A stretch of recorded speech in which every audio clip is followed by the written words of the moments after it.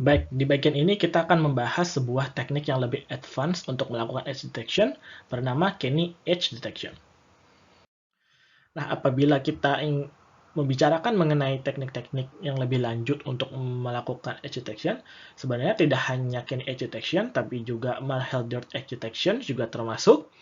Lalu juga ada metode yang bernama linking edge points, yang mana sangat berguna untuk menyambungkan edge-edge yang sudah dihasilkan dari edge detection.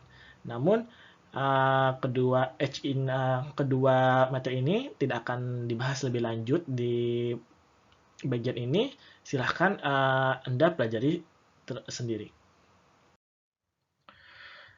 Nah, Kenny Edge Detector ini dipropos pertama kali oleh Johnny F. Kenny pada tahun 1987, di mana sebenarnya metode ini adalah sebuah multi-step algorithm, ya, di mana objektifnya ada 3, yaitu low error rate, lalu juga localization of edges yang cukup baik, yang sangat baik, ya, lalu juga adalah single response, ya.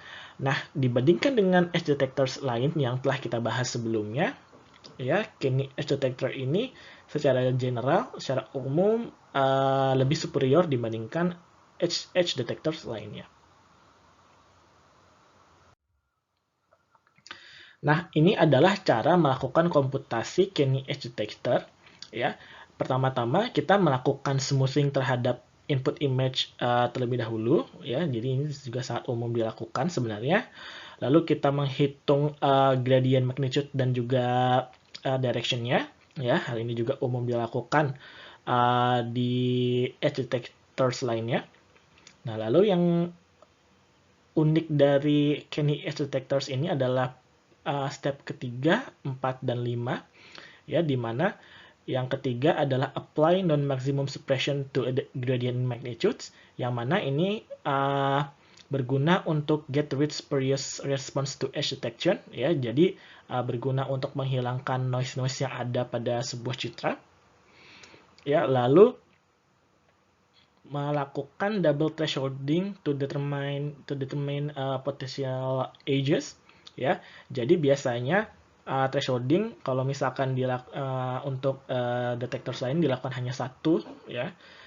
Kalau ini 2, ya, 2 potensial thresholding point. Lalu yang terakhir, yang kelima adalah melakukan tracking terhadap edge untuk menentukan konektivitas, ya, terhadap edges yang ada, ya. Hal ini sangat berguna untuk avoiding false edges, ya. Nah, ini connectivity analysis biasa disebut dengan hysteresis. Nah, apabila tertarik untuk mempelajari lebih lanjut mengenai Kenny Edge Detection, silakan lihat di link yang sudah disediakan. Nah, ini adalah ilustrasi dan komparasi dari Kenny Edge Detection, ya. Yang di bagian ini adalah original input image, yang ini adalah thresholded gradient dari smoothed image, ya. Jadi ini didapatkan dari Sobel gradient operators, ya. Yang ini adalah didapatkan dari Marhildert algorithm, yang ini adalah didapatkan dari Kenny Edge Detection. Yang perlu diperhatikan adalah sebenarnya pada saat penghitungan gradient, ya, pada magnitude-nya untuk Kenny Edge Detection, sebenarnya penghitungan magnitude-nya itu menggunakan Sobel gradient operators, ya. Jadi Kenny Edge Detection itu tidak mempropos sebuah gradient operators yang baru, tetapi mempropos step 3, 4, dan 5 yang sudah dijelaskan di slide sebelumnya. Jadi bisa kita lihat di sini uniknya adalah walaupun menggunakan gradient operators yang sama, yaitu Sobel, menggunakan Sobel gradient operators, dengan melakukan step nomor 3, 4, dan 5 di Kenny Edge Detection, kita bisa menghasilkan edge detection yang jauh lebih baik dibandingkan dengan Sobel gradient operators. Nah, ini adalah suplementari yang sudah saya singgung sebelumnya, yaitu mengenai linking edges, ya. Karena ideally, edge detection should yield sets of pixels lying only on the edges. Ya, biasanya hanya untuk edges yang ditemukan hanya edges saja, tapi pada kenyataannya seringkali edge detectors ini mendeteksi juga noise-noise yang ada. Ya, oleh sebab itu lebih banyak discontinuity terdeteksi dan juga menghasilkan edge yang terputus ya. Jadi contohnya di sini ada edge, ada dua buah edge ya, di yang sebelah sini dan sebelah sini.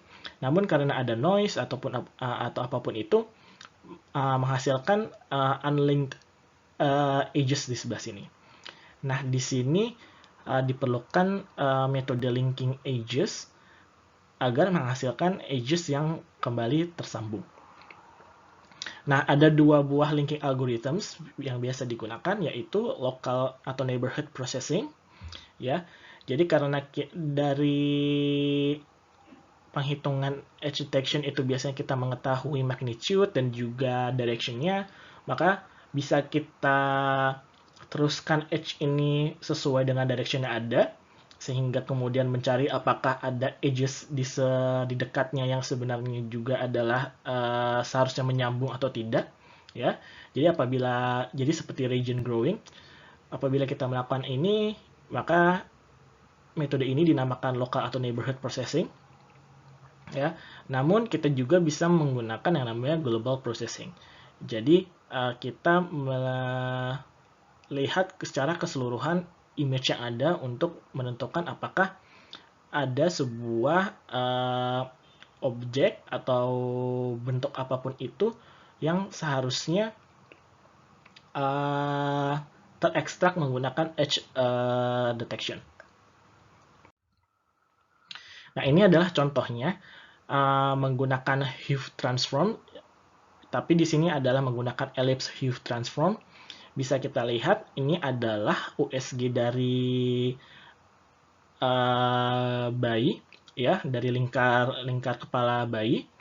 Apabila kita melakukan edge detection seperti biasa, maka biasanya yang kita dapatkan hanya yang atasnya atau bawahnya saja, yang bagian ini dan bagian yang sebelah sini sering sekali tidak terdeteksi. Maka dengan hue transform kita bisa mencari konektivitas dari edge yang sudah terekstrak menggunakan edge detection dan objek yang sebenarnya ingin kita deteksi. Nah, inilah sebabnya kenapa kita sebutkan bahwa hue transform ini adalah global processing, karena kita melihat secara global, secara image-nya, secara satu citra, ya, tidak hanya di neighborhood-nya saja.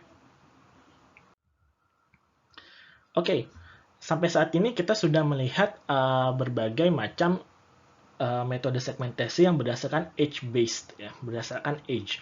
Nah, berikutnya kita akan melihat berbagai macam metode yang berdasarkan similarity, ya. Jadi ada distribution-based segmentation dan juga region-based segmentation. Namun khususnya untuk bagian berikutnya kita akan melihat secara khusus mengenai distribution-based segmentation.